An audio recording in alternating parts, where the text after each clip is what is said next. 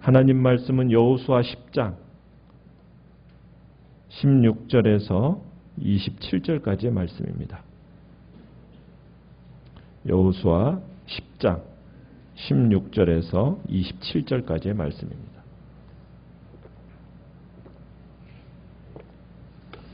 여호수아 10장 16절입니다. 그 5 왕들이 도망하여 막게다의 굴에 숨었더니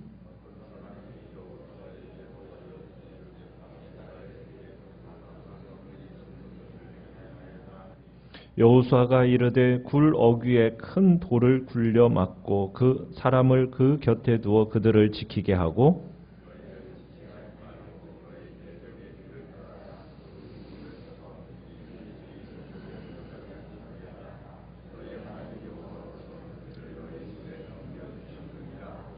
여호수아와 이스라엘 자손이 그들을 크게 살육하여 거의 멸하였고 그 남은 몇 사람은 견고한 성들로 들어간 고로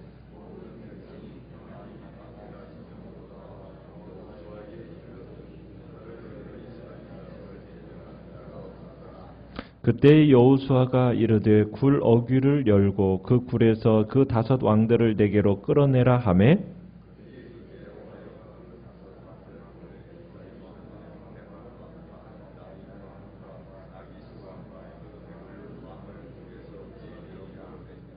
그 왕들을 여호수아에게로 끌어내매 여호수아가 이스라엘 모든 사람을 부르고 자기와 함께 갔던 지휘관들에게 이르되 가까이 와서 이 왕들의 목을 발로 밟으라 하매 그들이 가까이 가서 그들의 목을 밟으매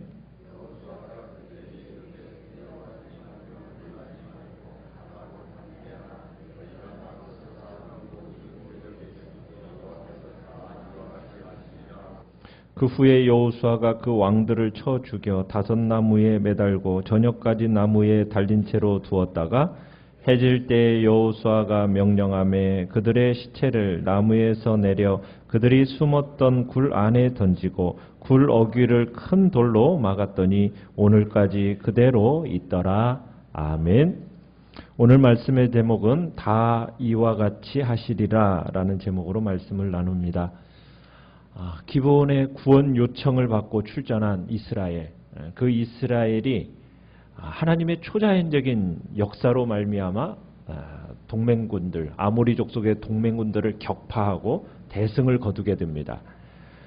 참 하나님께서 우박을 내려서 적군들을 죽이시고 또 전투가 마무리될 때까지 해가 지지 않는 멈추는 그런 놀라운 하나님의 초자연적인 역사로 말미암아 그 동맹군들을 완전히 격파시킨 거죠. 오늘 말씀은 이제 동맹을 맺고 기브온 족속을 공격했던 아모리 5 왕의 최후에 대한 기록이 오늘 본문의 내용입니다. 자신들을 배신한 기브온을 응징하겠다고 이스라엘을 대적하기 위해서 동맹을 냈던 이 아모리 족속들은 결국에는 이스라엘에 의해서 대패를 하게 되고 이제 아모리 족속의 이 5 왕은 전쟁터로부터 도망해서 오늘 16절에 보면 어디에 숨었다고 얘기합니까? 막게다의 굴에 숨었다고 얘기합니다. 이 막게다라는 지역은 예루살렘에서부터 약 32km 남서쪽 지점에 있는 곳인데 석회암 동굴이 많은 지역입니다. 그러면서 이제 싸움에 패배한 이 5 왕이 이곳으로 피한 겁니다. 동굴 속으로 숨어 들어간 거예요.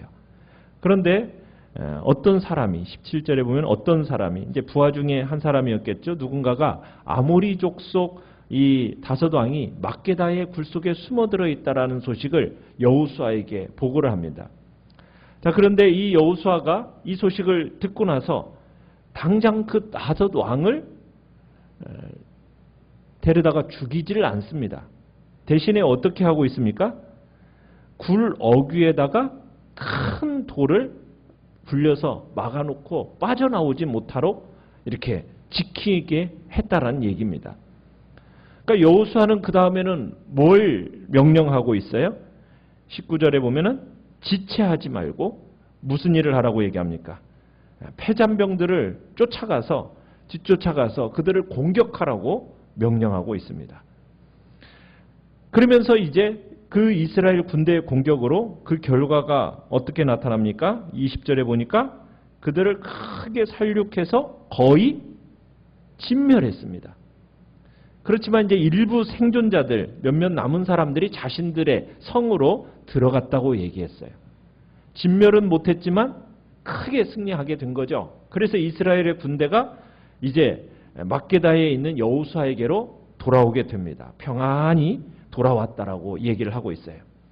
이런 상황을 보면 이스라엘을 향해 대적하거나 비방하는 말을 하던 이 가나안 족속들이 이제 21절에서는 더 이상 혀를 놀려서 감히 과거에는 비난하고 조롱하는 말을 했던 이 가나안 사람들이 더 이상은 이스라엘을 향해서 여호수아를 향해서 이 완벽한 승리를 거둔 이들을 향해서 아무 말을 하지 못하게 되었다. 결과적으로 그렇게 되었다라고 설명을 하고 있습니다.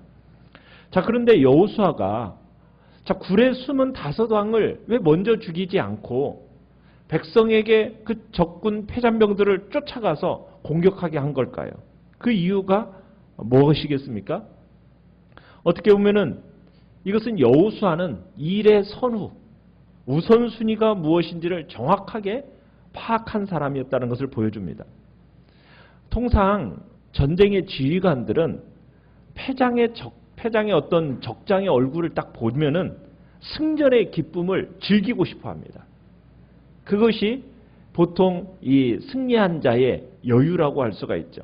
근데 여호수아는 이런 감정에 동요되지 않았던 거예요. 그리고 남은 적군을 진멸하도록 하면서 차후에 있을 위험 요소를 완전히 제거하고 있는 겁니다. 만약 여호수아가 아모리 5왕을 먼저 끌어내서 죽이면은 이스라엘 백성들의 마음이 어떻게 되었을까요? 아마 긴장이 풀어지면서 우리가 이제 승리했다라는 승리감에 쉽게 도취되었을 겁니다. 그러면은 남은 적군들이 무기를 정비해서 차후에 또 반격의 기회를 노릴 그런 기회를 제공하게 되는 겁니다. 그러면 위험의 요소가 항상 남아있게 되는 거예요. 여호수아는 일의 우선순위가 뭔지를 알았던 거죠. 정확하게 일의 선후가 뭔가, 우선순위가 뭔가를 판단하는 것. 이거 참 중요한 일입니다. 우선순위라는 게 뭡니까? 중요하고 급한 일, 그리고 나중에 처리해도 될 일, 이것을 구분할 수 있는 능력, 그것이 우선순위를 얘기하는 겁니다. 만약 이런 우선순위의 능력을 갖추지 못하면요, 일의 선호가 막 뒤바뀌고 우왕좌왕하면서 시간은 시간대로, 힘은 힘대로 낭비하게 되어 있어요. 일이 그르치기가 쉽다라는 겁니다. 특별히 현대는 참 복잡한 사회예요. 모든 것이 참 눈코 뜰 새 없이 바쁘게 돌아가는 사회가 지금 현대 사회입니다. 이런 사회 속에서 우선순위를 판단할 줄 아는 그 능력이라는 것은 정말 중요합니다. 뭐가 선후인지, 뭐가 우선순위 속에서 내가 먼저 해야 될지, 복잡한 일 속에서 정말 우선순위를 분명히 해야 우왕좌왕하는 일이 사라지게 되는 겁니다. 특별히 우리는 만물의 마지막 때를 살고 있습니다. 그래서 주님은 우리에게 이 때를 살아가는 성도들을 향하여 때를 아끼라고 말씀하고 있어요. 전쟁의 와중에서도 침착성과 판단력을 잃지 않았던 이 여호수아를 우리는 기억하면서 우리의 삶에 정말 우선순위가 무엇인지를 알 수 있는 분별력을 달라고, 지혜를 달라고 이 시간에도 주님 앞에 구하시면서 그 선우를 통해 규모 있고 지혜로운 삶을 살아가 생산적이고 열매 맺는 복된 삶을 사시길 바랍니다. 자, 추격전이 마무리되어서 이제 여호수아가 5왕들을 끌어내라고 합니다. 22절에 가보면요, 드디어 이제 동굴의 입구가 열리고 5왕이 끌려 나왔어요. 자, 그리고는 24절에 가보시면은 이스라엘 모든 사람을 부른 자리에서 전쟁에 참가했던 지휘관들을 불러 어떤 일을 지금 명령하고 있습니까? 왕들의 목을 밟아라, 이렇게 얘기하고 있습니다. 가까이 가서 그들의 지금 왕들의 목을 밟으라는 거예요. 그러면서 목을 밟고 있는 지휘관들과 지금 군사들에게 25절에 가면 뭐라고 명령을 하고 말하고 있습니까? 두려워하지 말며 놀라지 말고 강하고 담대하라. 너희가 맞서서 싸우는 모든 대적에게 여호와께서 다 이와 같이 하시리라. 이 당시 고대 근동에서의 풍습은 적장, 그러니까 전쟁의 승자가 패장의 목을 밟는 행위가 있었어요. 어떻게 보면 승리의 제스처인 겁니다. 여호수아가 지금 다섯 왕에게 이렇게 행하는 것은 단순히 어떤 전쟁의 승자로서의 오만한 행동은 아닙니다. 이 행동에는 영적인 의미가 들어있어요. 다섯 왕의 목을 이 밟는 행동, 이것은 이스라엘 백성들의 완전한 승리를 선포함이 있고 승리를 직접 몸으로 체험케 하는 그런 모습입니다. 동시에 하나님의 약속은 단지 말로서만이 아니라는 거예요. 온몸으로 느끼게 하면서 앞으로 있을 모든 전쟁 속에서 이와 같이 하나님께서 승리하게 하실 거라는 확신과 용기를 심어주려는 의도 속에서 지금 무슨 일을 하라고 얘기합니까? 왕들의 목을 밟으라는 겁니다. 그리고서는 이제 여호수아는 다섯 왕을 처형한 뒤에 어떻게 합니까? 26절에 나무에 매달아 두게 하죠. 그 다음에는 해질녘에 끌어내려서 그들이 발견된 굴에 다시 쳐넣어서 바위로 막아버립니다. 처음에는 감금되었던 그 바위로 감금하기 위해서 막았는데 결국에는 이제는 그들에게 영구적인 기념비로서 이제 바위로 막아버립니다. 결국 그들의 무덤이 된 겁니다. 그런데 마지막 27절에 보면 이렇게 표현하죠. 이들의 시체를 언제까지만 매달아 놓았습니까? 해질 때까지만. 그죠? 해질녘에는 끌어내렸습니다. 시체를 밤새 매달아 두지 않았어요. 왜 그랬을까요? 신명기에서 율법에 그렇게 주님께서 명령을 하셨기 때문에 그 하나님의 율법에 잘 순종하고 있음을 보여주고 있는 겁니다. 자, 오늘 지금 왕들의 목을 밟고 승리자의 기쁨을 누리게 하는 이 일은요, 비단 과거에만 있었던 일이 아닙니다. 이 모습은 장차 우리에게 일어날 매우 자랑스럽고 영광스러운 모습을 예표하고 있는 겁니다. 하나님께서는 태초에 인간을 창조하셨어요. 그런데 사탄이 어떻게 했습니까? 우리 인간을 유혹해서 범죄케 했죠. 그때 심판의 말씀을 하시면서 창세기 3장 15절에서 어떤 일이 있을 거라고 얘기했습니까? 여인의 후손이 뱀의 머리를 짓이기리라고 말씀을 하셨어요. 밟으리라고 말씀하셨어요. 사탄의 머리를 깨뜨리리라고 예언하셨어요. 결과적으로 어떤 일이 일어났습니까? 예수 그리스도께서 이 땅에 오셔서 십자가에 달리시면서 사망 권세, 마귀의 그 권세를 완전히 박살내버리셨죠.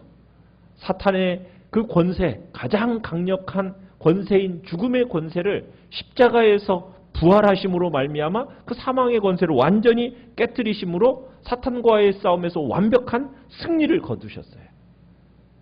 그 예언의 성취를 예수님이 하신 겁니다.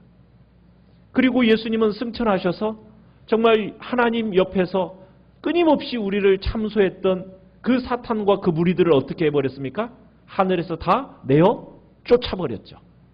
그래서 더 이상 우리를 참소하는 그런 일이 사라지게 되었고, 이 땅에 내려온 마귀의 그 조무래기들은 이제 남은 시간이 얼마 남지 않았다는 것을 알고서는 끊임없이 우리를 유혹하고 공격하면서 우리를 핍박하는 자리에 지금 있어요. 그러나 이 마귀들은 이미 어떤 존재들입니까? 패배한 패잔병에 불과하다라는 겁니다. 이미 승리는 우리에게 이미 보장이 되어졌고 승리는 우리에게 주어진 거예요. 이미 하늘로부터 쫓겨난 패잔병에 불과한 존재가 바로 마귀요 사탄이라는 것을 우리는 기억해야 됩니다. 그러나 아직 전투는 다 끝나진 않았어요. 아직 완전한 전투의 끝은 언제입니까? 예수님이 이 땅에 다시 오시는 재림의 날이죠. 주님께서 승리하시고 자기만 승리하신 것이 아니라 우리들에게 또 뭐라고 얘기하십니까? 내가 뱀과 전갈을 밟고 모든 원수의 능력을 제할 권세를 우리에게 주시겠다고 약속하셨어요. 우리를 승리자의 반열에 앉아놓게 하신 겁니다. 그래서 우리는 지금 승리자로 서 있는 거예요. 모든 사단의 권세, 그 정복하신 주님으로부터 그 악한 세력을 이길 힘, 능력, 지혜와 명철을 우리에게 공급해 주시고 우리는 주어져 있습니다. 그렇기 때문에 세상의 그 악한 세력을 두려워할 이유가 없다라는 거예요. 오히려 사탄의 세력을 정복하시고 하늘과 땅의 모든 권세를 주신 그 주님을 믿고 신뢰하면서 그 악한 세력을 어떻게 하라고요? 사단의 세력을 대적하라는 거예요. 마귀를 대적하라. 그리하면 어떻게 된다고요? 너희를 피하리라고 약속하셨던 야고보서 4장 7절의 말씀처럼 이미 하나님께서는 사탄의 세력을 이기셨습니다. 이렇게 승전하는 싸움에 우리를 부르고 계시는 거예요. 우리에게 이렇게 완벽한 승리가 약속되어 있습니다. 오늘 본문의 이 모습은 사단의 권세를 발로써 밟아버린 그 예수 그리스도의 모습을, 여호수아의 그 모습을 통해서 우리는 보게 되는 것이고, 그 지휘관들의 발로 밟은 왕들의 모습 속에서 바로 우리가 그런 복된 승리자의 반열에 서 있다라는 것을 생각하면서 오늘 한 날도 참으로 사단과의, 마귀와의, 세상과의, 죄와의 싸움에서 우리가 승리하는 복된 자리로 나가시길 바랍니다. 이런 영광스러운 모습을 보면서 소망 중에 기뻐하시고 담대하게 우리 앞에 놓인 영적 전쟁을 싸워나가시길 바랍니다. 우리는 사단의 진을 파하는 강한 예수 그리스도의 군사들임을 기억하시며 군사들의 그 영적인 참으로 하나님의 좋은 군사로서 이 땅을 믿음 안에서 승리를 선포하는 복된 삶을 살아가시기를 간절히 바랍니다. 오늘 한 날도 주님을 신뢰하시고 승리를 선포하는 복된 모습이 우리의 삶에 나타나기를 간절히 축원합니다. 오늘 말씀을 생각